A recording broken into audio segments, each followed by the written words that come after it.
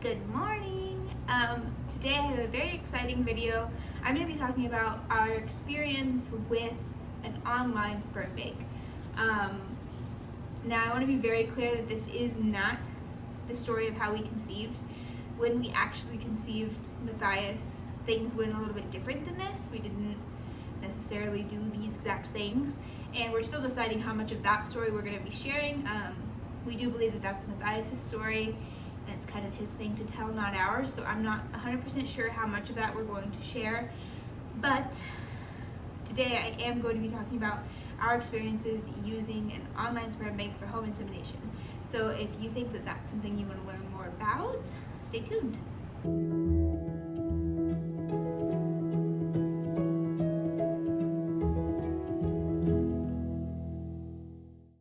Alright, so today I'm going to be talking about an online sperm bank called Cryo International. I know earlier I mentioned that this is not exactly how we conceived, and I just want to be clear that I'm not saying that there's anything wrong with Cryo International. I don't have anything against them. The customer service was amazing.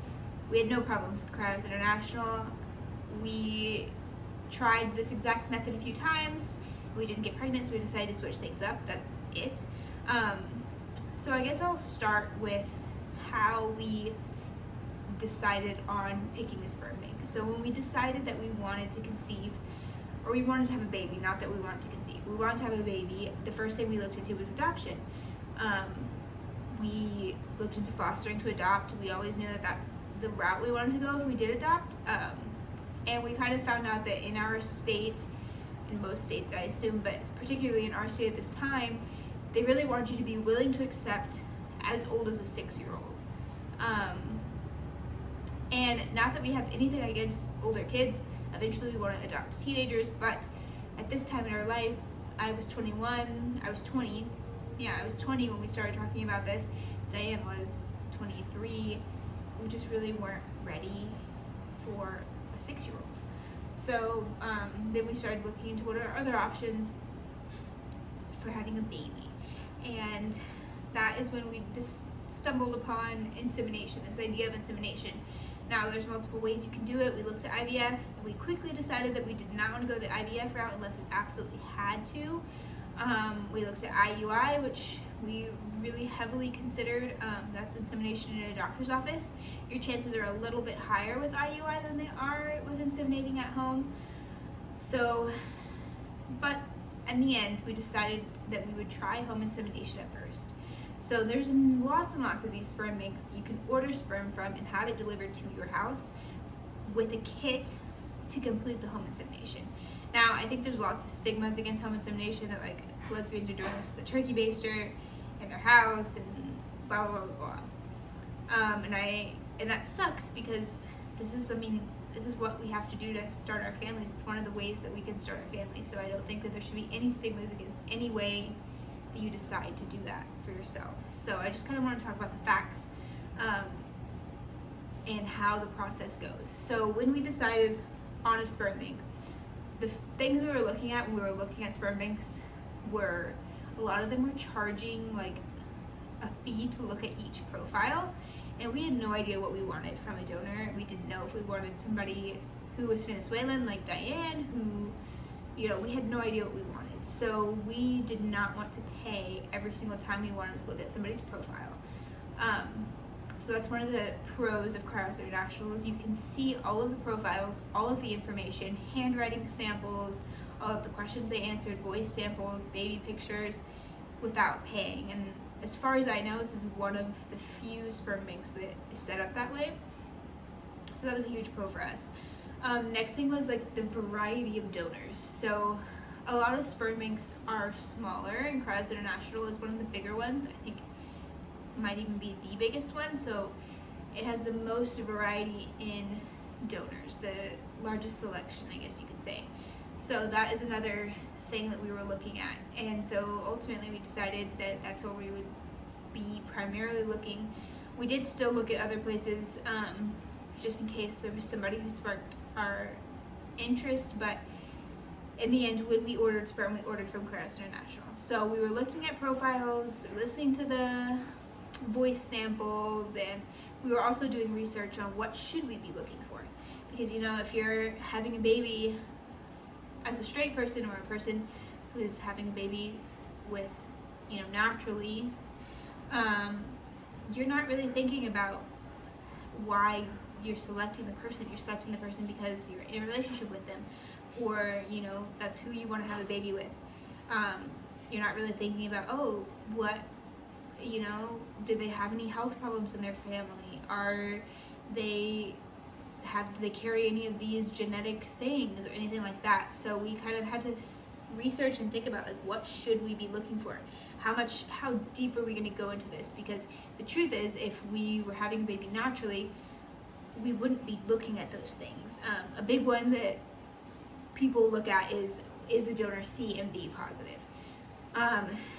And I'm not going to get into all of that, but the reality is, if you were half of the population is and half of the population isn't.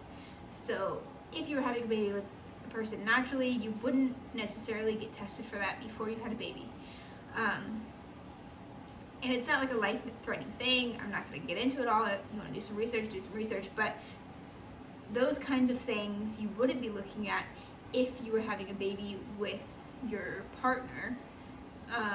But we were looking at those things. So we had to kind of do some research and decide. After we decided, like, these are the things that we would definitely want, you can even set those parameters on the website. Like, you can set so many parameters. Obviously, the more parameters you set, the less results you're going to get. As far as, like, race, ethnicity, all of that, we didn't set any parameters. We just kind of looked at everybody. We didn't have any preferences. So yeah, we looked, we had like top 5 donors, and then we narrowed it down to top 3. Eventually we selected top 2. And from those top 2, we were looking at availability. So each donor has different availabilities for motility, and I'm, again, not going to go into like all the motility. Should you get this high motility or this low motility? I'm just going to tell you what we did. So we got Mot 10 from a donor. Now, there's also washed and unwashed. Washed sperm is usually used for IUI. It can be used for home insemination, but typically it's used for IUI, which is done in a doctor's office. It's also more expensive to buy the washed sperm used for an IUI. So we decided that we were looking at unwashed because we were doing a home insemination. Pretty much it just means that it's in its natural state, how it comes out of the body. That's how you're gonna get it. While a washed sperm is kind of like all of the extra fluids are washed away and it's just the swimmers. So when you're doing a home insemination, they say that you kind of need those extra fluids because that's naturally how the sperm travel, because they have a long way to travel in the grand scheme of size of the body. So that's why we decided to go with the unwashed sperm used for home insemination. We also decided to go with 10 motility because it was kind of in the middle as far as price range goes. So when you're doing this, you have to really think about that your chances with getting pregnant each time you inseminate are less than 30%. So if you're gonna go for like a super high motility sperm, the chances are still low, and that sperm is more expensive. Now they do have Mot 5, which they say like the chances are super low with that, and it is still pretty expensive. So we decided to meet in the middle of 10 because we knew we could have multiple attempts with motility 10 sperm and not spend thousands upon thousands and thousands of dollars every time we tried. So we decided the first time we got 1 vial. Now you use a vial every time you inseminate, and I'm assuming if you're looking at this video, maybe not, but you have some idea of fertility tracking. We were also doing this for a couple months before we tried, kind of tracking my cycle to get an idea. I was taking ovulation tests, and then I would kind of line up the ovulation test to track the darkness of the line. Now you're looking for the line to be as dark or darker than the test line. So it's not like a pregnancy test where any line means you're ovulating. There's almost always a line. You're looking for how dark the line is. So there's lots of technicalities involved with that, and I can do a whole video on ovulation tracking if that's something you're interested in. I have a pretty regular cycle, so it was pretty clear cut for me to track my ovulation. Hold on, sorry, I think I heard Matthias.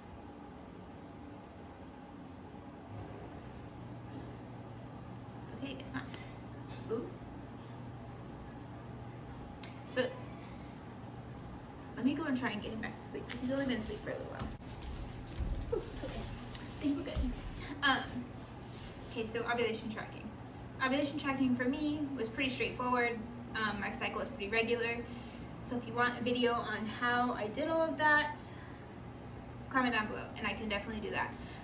But the moral of the story is, it's really hard to know exactly when you're going to ovulate, because you could ovulate when you have a dark line. Typically it's 12 hours after you have a dark line. Sometimes you get a dark line 12 hours after you ovulate.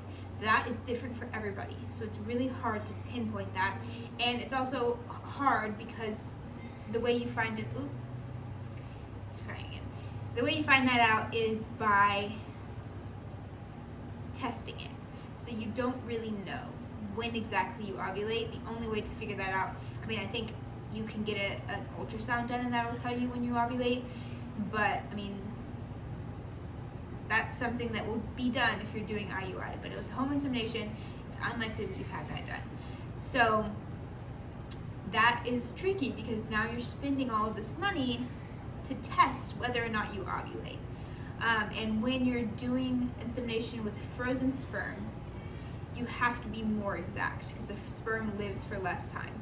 Fresh sperm can live for like 3 to 4 days, while frozen sperm is really only going to live 1 to 2 days. So that is something that's definitely pretty tricky. I'm going to have to go grab him. He'll probably be in this video now.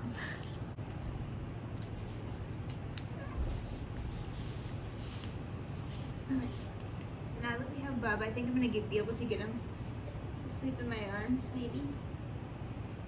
Maybe not. Now he sees the toys and he wants to play. So now I'm gonna go ahead and get into when we actually ordered and how we decided when to order. So when you're ordering through Cryo International, I'm not sure how other sperm banks do it, but through Cryo International, you can order a tank that will keep your sperm fresh for 3 days or for 7 days. Now the price difference between these two tanks is significant. I will put the price differences on the screen if I can find them, but it's pretty significant. So we decided to go with the 7-day tank just because I had been tracking my ovulation for a couple months. I had a pretty good idea, but I wasn't confident enough to get a tank that would only last for 3 days. So we decided to go with the 7-day tank. I have some video clips of us opening the tank and doing all of that. So if they are good enough quality, I will put them in here. If not, I will explain it. So this is us opening it up. So you open it up and the first thing you're going to do is take out the paperwork. This will tell you when the tank expires. It also has all your donor information and the return shipping label. The next thing you're going to do is you're going to check all of the donor information is correct. This is your donor. And you're going to look at, you have all your supplies. So that it comes with a syringe and a sterile pad, and a little adapter to adapt to the tube. The next thing is you open it up, and on the inside you're going to double check that both of your tubes are there. This is the time that we ordered 2 tubes, so we checked that they're both there. I don't actually show them because you want to expose to air as least as possible so that it doesn't have time to thaw. So then you seal it back up. This has the instructions for the actual insemination. It also has the return shipping label, so after you're done, you have to send this whole box back, and that's paid for. So after we double checked everything, I was still taking ovulation tests. I hadn't yet got a positive, which is when the line is as dark or darker than the test line. So we kept taking tests. A few days passed.